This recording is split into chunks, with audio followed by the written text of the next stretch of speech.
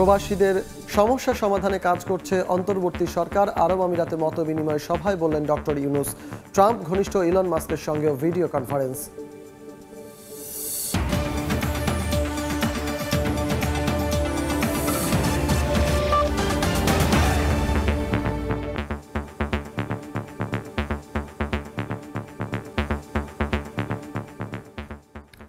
আন্তর্জাতিক সময় সঙ্গে আছি আমি সজল মিত্র রিচার্ড। যুক্তরাষ্ট্রের ওয়াশিংটনে মার্কিন ধনকুবের ইলন মাস্কের সঙ্গে বৈঠক করেছেন ভারতের প্রধানমন্ত্রী নরেন্দ্র মোদী। স্থানীয় সময় বৃহস্পতিবার ওয়াশিংটনের ব্লেয়ার হাউসে এই বৈঠক অনুষ্ঠিত হয়। বৈঠকে তারা মহাকাশ, প্রযুক্তি, উদ্ভাবন ও সুশাসন নিয়ে আলোচনা করেছেন বলে সামাজিক মাধ্যম এক্সের একটি পোস্টে জানিয়েছেন নরেন্দ্র মোদী। এদিকে মাস্ক মোদীর বৈঠক নিয়ে মন্তব্যে মার্কিন প্রেসিডেন্ট ডোনাল্ড ট্রাম্প বলেছেন, ব্যবসা করার জন্য ভারত কঠিন জায়গা। যুক্তরাষ্ট্র সফরের প্রথম দিনেই মার্কিন ধনকুবের ইলন মাস্কের সঙ্গে বৈঠক করেছেন ভারতের প্রধানমন্ত্রী নরেন্দ্র মোদী। স্থানীয় সময় বৃহস্পতিবার ওয়াশিংটনের ব্লেয়ার হাউসে বৈঠক করেন দুজন। আলোচনায় উঠে আসে প্রযুক্তি, মহাকাশ, উদ্ভাবন ও ব্যবসার কথা। মাস্কের সঙ্গে ভালো আলোচনা হয়েছে বলে সামাজিক মাধ্যম এক্সে জানিয়েছেন নরেন্দ্র মোদী। ন্যূনতম সরকার ও সর্বোচ্চ শাসন নীতি বিষয়েও আলোচনা করেন বলে জানান ভারতের প্রধানমন্ত্রী। আলাদা পোস্টে ভারতের পররাষ্ট্র মন্ত্রণালয় জানায়, দুজনের এই আলোচনা প্রযুক্তি ও ব্যবসার ক্ষেত্রে পারস্পরিক সহযোগিতার পথ প্রশস্ত করবে। ইলন মাস্কের সঙ্গে নরেন্দ্র মোদীর বৈঠক নিয়ে মার্কিন প্রেসিডেন্ট ডোনাল্ড ট্রাম্প জানান, অতিরিক্ত শুল্কের জন্য ভারতে ব্যবসা করা কঠিন। অতিরিক্ত শুল্কের কারণে মার্কিন কোম্পানি হার্লি ডেভিডসন ভারতে মোটরবাইক বিক্রি করতে পারেনি বলেও অভিযোগ করেন ট্রাম্প। কাকুলি আখতার, সময় সংবাদ। সংযুক্ত আরব আমিরাতে প্রবাসী বাংলাদেশিদের সঙ্গে মতবিনিময় করেছেন প্রধান উপদেষ্টা ডক্টর মোহাম্মদ ইউনূস। এছাড়া দুবাইয়ের স্থানীয় সময় বৃহস্পতিবার ওয়ার্ল্ড গভর্নমেন্ট সামিটে সংযুক্ত আরব আমিরাতের মন্ত্রী ও গুরুত্বপূর্ণ ব্যক্তিদের সঙ্গে সাইডলাইন বৈঠক করেন তিনি। প্রধান উপদেষ্টার প্রেস সচিব জানান, এই সফরের মধ্য দিয়ে বাংলাদেশে আরব আমিরাতের বিনিয়োগের ব্যাপারে বেশ কিছু অগ্রগতি হয়েছে। বিস্তারিত শিবলি আল সাদিকের রিপোর্টে। বৃহস্পতিবার ওয়ার্ল্ড গভর্নমেন্ট সামিটে অংশগ্রহণ শেষে সংযুক্ত আরব আমিরাতের মন্ত্রী ও গুরুত্বপূর্ণ ব্যক্তিদের সঙ্গে একাধিক বৈঠকে অংশ নেন প্রধান উপদেষ্টা ডক্টর মোহাম্মদ ইউনূস। এছাড়া দুবাইয়ের প্লাম জুমেরার একটি হোটেলে মতবিনিময় করেন প্রবাসী বাংলাদেশিদের সঙ্গে।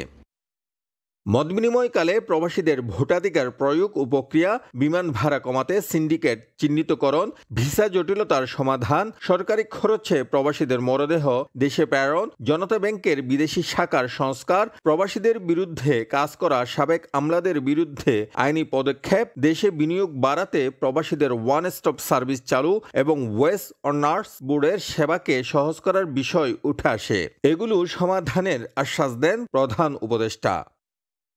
প্রধান উপদেষ্টার এই সফরটি ঘিরে ভিসা জটিলতা নিরসন হবে বলে প্রবাসীরা যে আশা নিয়ে অপেক্ষা করছিলেন, সেই বিষয়ে এখনো সুস্পষ্ট কোনো বার্তা পাওয়া যায়নি। দিনের কর্মসূচি শেষে সংবাদ সম্মেলনেও এই বিষয়ে বিস্তারিত তথ্য দেননি প্রেস সচিব। তবে ভিসা জটিলতা নিরসন হবে বলে আশা প্রকাশ করেন তিনি। এই সফরের মধ্য দিয়ে বাংলাদেশে আরব আমিরাতের বিনিয়োগের ব্যাপারে বেশ কিছু অগ্রগতি হয়েছে বলে জানান প্রধান উপদেষ্টার প্রেস সচিব। শিবলি আল সাদিক, সময় সংবাদ, সংযুক্ত আরব আমিরাত। প্রধান উপদেষ্টা ডক্টর মোহাম্মদ ইউনূস ও মার্কিন ধনকুবের ইলন মাস্কের মধ্যে ভিডিও কনফারেন্সে আলোচনা হয়েছে।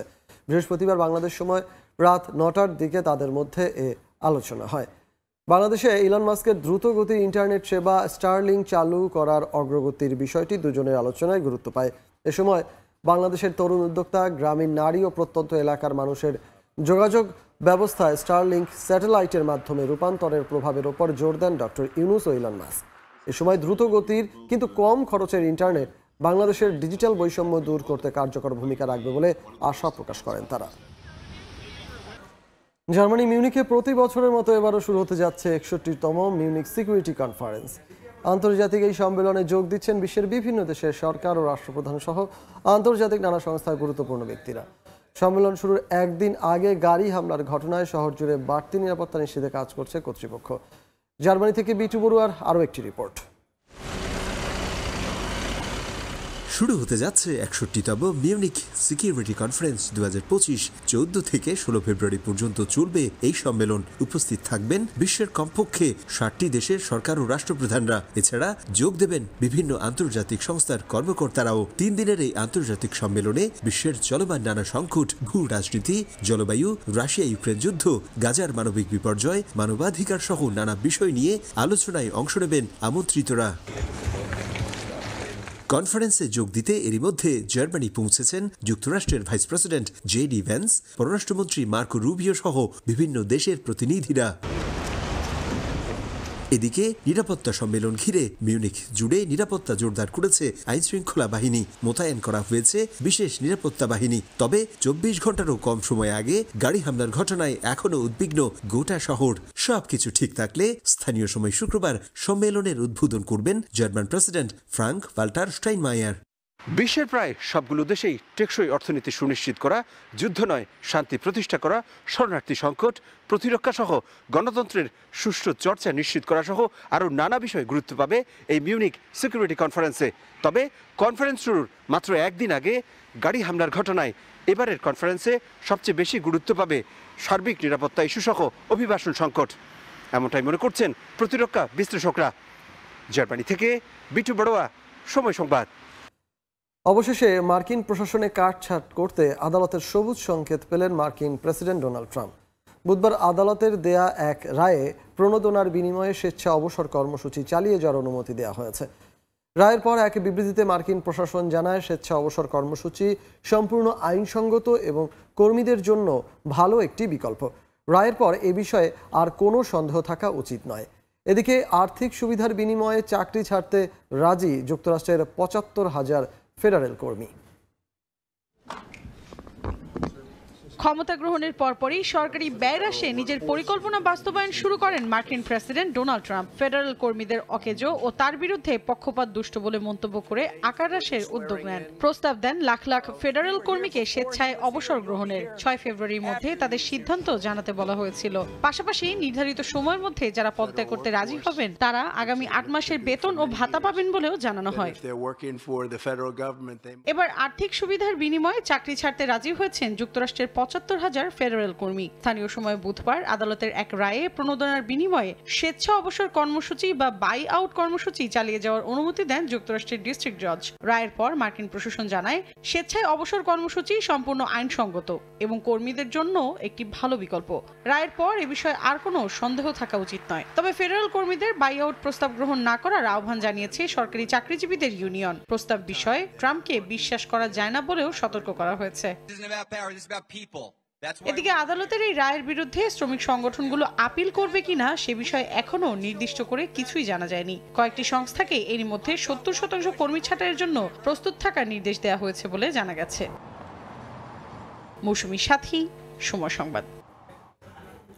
পেনশন সংস্কারের প্রতিবাদে বেলজিয়াম জুড়ে ছড়িয়ে পড়েছে বিক্ষোভ। রাজধানী ব্রাসেলসের রাস্তায় নেমে এসেছেন হাজারো মানুষ। এতে প্রভাব পড়ছে দেশটির পরিবহন ও অন্যান্য জরুরি সেবায়। পেনশন সংস্কারের প্রতিবাদে বেলজিয়ামের রাজধানী ব্রাসেলসের রাস্তায় নেমে আসে হাজারো মানুষ। স্থানীয় সময় বৃহস্পতিবার এই বিক্ষোভে যোগ দেন শ্রমিক ইউনিয়ন সহ বিভিন্ন শ্রেণী পেশার মানুষ। বিক্ষোভের প্রভাবে দিনভর অচল ছিল বিমানবন্দর ও গণপরিবহন ব্যবস্থা।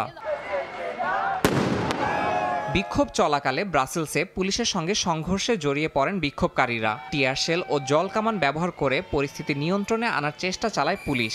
এদিন বিভিন্ন রাজনৈতিক দলের কার্যালয়ের সামনে অগ্নিসংযোগের ঘটনাও ঘটেছে বলে জানিয়েছে স্থানীয় গণমাধ্যম। নতুন পেনশন ব্যবস্থায় ৩৫ বছরের চাকরির অভিজ্ঞতা ছাড়া আগেভাগে অপশন নিলে পেনশন সুবিধা কমে আসবে বলে জানানো হয়। এতে নিম্ন আয়ের কর্মীরা সবচেয়ে বেশি ক্ষতিগ্রস্ত হবে বলে মনে করছেন বিশ্লেষকরা। পাশাপাশি দেশের ঋণ সংকট কমাতে সামাজিক সেবা খাতে বরাদ্দ কমানোর সিদ্ধান্তে ক্ষোভ ছড়িয়েছে সাধারণ মানুষের মধ্যে। আমরা আমাদের সময়, শ্রম সবকিছুই দিই।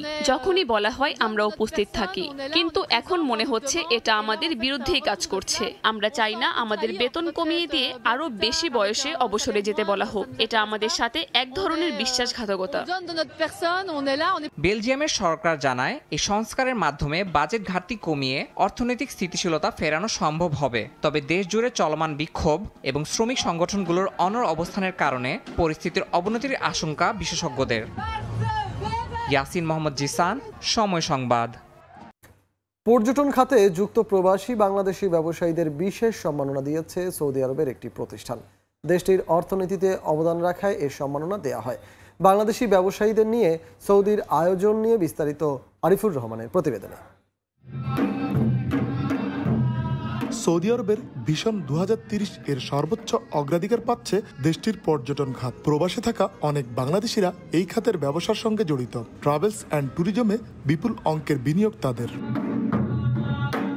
দেশটির পর্যটন ও ট্রাভেলস খাতে অবদান রাখায় এবার সৌদি আরবের বিখ্যাত প্রতিষ্ঠান আকবর আলমের পক্ষ থেকে বাংলাদেশি সহ বিভিন্ন দেশের ব্যবসায়ীদের সম্মাননা ও পুরস্কার দেওয়া হয়। রিয়াদের প্রায় 200-র বেশি পর্যটন ব্যবসায়ীদের নিয়ে আয়োজন করা হয় এ অনুষ্ঠানের। সফল উদ্যোক্তা হিসেবে বাংলাদেশি কয়েকজন মোটরসাইকেল, আইফোন সহ নানা পুরস্কার পান। সৌদি আরবের অর্থনীতিতে অবদান রাখায় বাংলাদেশি ব্যবসায়ীদের কৃতজ্ঞতা জানান আয়োজকরা। এছাড়া সৌদি আরবে ব্যবসা বাণিজ্যের ক্ষেত্রে তাদেরকে আরো সুযোগ সুবিধা দেওয়া হবে বলে জানানো হয়। বাংলাদেশের সকল ট্রাভেল এজেন্সি ব্যবসায়ীদের সুযোগ সুবিধা দেওয়ার চেষ্টা করি। ইনশাআল্লাহ ভবিষ্যতে তারা অব্যাহত থাকবে। বাংলাদেশ বিমান, পিআইএ এয়ার, সৌদি এয়ারলাইন্স, মিশরীয় এবং কাতার এয়ার সহ অনেক দেশের সঙ্গে আমাদের চুক্তি রয়েছে। বাংলাদেশকে আমি আলাদাভাবে ধন্যবাদ জানাচ্ছি। সৌদিতে বিনিয়োগের মাধ্যমে দেশটিতে নিজেদের অবস্থান আরো দৃঢ় করার মাধ্যমে দেশের রেমিটেন্স বাড়ানোর আশা করছেন প্রবাসী বাংলাদেশিরা। আরিফুর রহমান, সময় সংবাদ, সৌদি আরব। কনকনে শীতে গরম কাপড় গায়ে চাপিয়ে তুষার গোলক ছোড়ার প্রতিযোগিতা অনুষ্ঠিত হলো জাপানে। এবছরের রেকর্ড পরিমাণ তুষারপাতকে কাজে লাগিয়ে তুষার লড়াইয়ের আয়োজন করা হয়েছে জাপানের নিগাতা প্রিফেকচারে। দিনব্যাপী এই আয়োজনে দেশের বিভিন্ন জায়গা থেকে 120টি দল অংশ নেয়।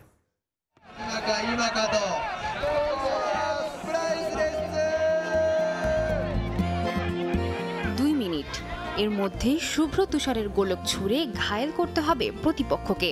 যে এই সময়ের মধ্যে তুষার গোলক ছুঁড়ে সবচেয়ে বেশি প্রতিদ্বন্দ্বীদের পরাস্ত করতে পারবে সেই হবে এই টানটান উত্তেজনাপূর্ণ খেলার বিজয়ী। এমনই অভিনব এক প্রতিযোগিতার আয়োজন করা হয় জাপানের নিগাতা প্রিফেকচারে। প্রতি বছরের মতো এবারও 35তম বার্ষিক কোইডে আন্তর্জাতিক তুষার লড়াইয়ে অংশ নেয় দেশের বিভিন্ন জায়গা থেকে আসা 120টি দল। স্পোর্টস ইউকিগাসেন নামের এই খেলাটিকে শীতকালীন অলিম্পিক্সের অন্তর্ভুক্ত করার জন্য প্রচারণা চালিয়েছেন অনেকে। তুষার লড়াই নিছকে একটি খেলা, তাই এটিকে একটি প্রতিযোগিতায় রূপ দেয় আমি খুশি হয়েছি। প্রতিযোগিতাপূর্ণ মনোভাব এই খেলাটিকে আরো উত্তেজনাপূর্ণ করে তোলে। খেলার মাঠে নিজেদের পছন্দের দল এবং বন্ধুদের সমর্থনে জড়ো হয় শত শত মানুষ। আনন্দঘন পরিবেশে প্রতিযোগীদের দেখা যায় নিজেদের বাঁচিয়ে প্রতিপক্ষের দিকে বরফের গোলা ছুঁড়ে মারতে। যার গায়ে তুষারের গোলক আঘাত করবে তাকে বের করে দেয়া হবে খেলা থেকে। এভাবে সবার শেষে যে খেলোয়াড় বাকি থাকবে তাকেই বিজয়ী ঘোষণা করা হবে। বিভিন্ন দল একে অপরের দিকে তুষার ছুঁড়ে মারছে। মনে হচ্ছে আমরা সবাই আবার ছোটবেলায় ফিরে গেছি। নিজেকে একজন শিশু মনে হচ্ছে। উয়োনোমা শহরটি জাপানের স্নো কান্ট্রি বা তুষারের রাজ্য নামে খ্যাত। এবছর সেখানে তুষারপাত হয়েছে রেকর্ড পরিমাণ। এতে স্বাভাবিকভাবেই জনজীবনের দুর্ভোগ বেড়েছে। এই অবস্থায় এমন খেলাধুলার আয়োজন স্থানীয়দের মনে আনন্দ এনে দিয়েছে। সাদিয়া তাসনিম, সময় সংবাদ। ভালোবাসা দিবস উপলক্ষে জমে উঠেছে অস্ট্রেলিয়ার সিডনি ফুল বাজার। উৎসবের আমেজ চলছে দেশটির বৃহত্তম এ ফুলের বাজারে। বাহারি ফুলের পসরা নিয়ে বসেছেন দোকানিরা। ভালোবাসার মানুষকে চমকে দিতে কিংবা প্রিয়জনের মুখে হাসি ফোটাতে ফুল কিনতে বাজারে ছুটছেন অনেকে। বাড়তি ক্রেতার ভিড় সামলাতে হিমশিম খাচ্ছেন বিক্রেতারা। ভালোবাসার প্রতীক ফুল। ভালোবাসা দিবসে প্রিয়জনের মুখে হাসি ফোটাতে ফুলের চেয়ে ভালো উপহার কী বা হতে পারে। আর তাই প্রিয় মানুষটির জন্য পছন্দের ফুল কিনতে অনেকেই ছুটে যাচ্ছেন ফুলের বাজারে। রকমারি ফুলের পসরা নিয়ে প্রস্তুত দোকানিরাও। এমনই এক বাজার সিডনি ফুল বাজার। ক্রেতার চাহিদা মেটাতে দেশীয় উৎপাদন বাড়ানোর পাশাপাশি বিভিন্ন দেশ থেকেও আমদানি করা হয়েছে রকমারি ফুল। সিডনির পাশাপাশি নিউ সাউথ ওয়েলস এবং বিভিন্ন শহরেও দোকানটির বিভিন্ন শাখা রয়েছে। পছন্দের ফুল কিনতে হুমড়ি খেয়ে পড়ছেন ক্রেতারা। প্রিয়জনকে ফুল উপহার দিতে তাই দীর্ঘ লাইনে অপেক্ষাতেও কোনো আক্ষেপ নেই তাদের। আমি আমার প্রেমিকা আর ভাইয়ের প্রেমিকার জন্য ফুলের তোড়া বানাচ্ছি। লাল, গোলাপি আর কমলা রঙের ফুল দিয়ে সাজাবো, কারণ এই রঙগুলো প্রেম আর উষ্ণতার প্রতীক। জীবনযাত্রার মান বেড়ে যাওয়া ও সারের মূল্য বৃদ্ধিতে ফুলের দাম এবার কিছুটা চড়া। এরপরও ক্রেতাদের কাছ থেকে আশানুরূপ সাড়া পাওয়ার কথা জানালেন ব্যবসায়ীরা। জীবনযাত্রার খরচ বেড়েছে, পানি, সার, মজুরি সবকিছুর দামই বেশি। তবে সবাই বেশ উচ্ছ্বসিত। দাম বেশি হলেও এবার ফুলের বিক্রি ভালো। তাছাড়া ফুল তো একটা আবেগের বিষয়, ফুল ছাড়া উৎসব অপূর্ণ। উৎসবের আমেজ বাড়িয়ে দিতে ব্যতিক্রমী এক উদ্যোগ নিয়েছে সিডনি ফুলের বাজার। কেনাকাটার ব্যস্ততার মাঝে কফি পরিবেশন করতে করতে ভালোবাসার গানে ক্রেতাদের মনোরঞ্জনের ব্যবস্থা করেছে তারা। আমিরুল ইসলাম আলিফ, সময় সংবাদ। এই ছিল আন্তর্জাতিক সময়। সঙ্গে থাকুন সময়ের।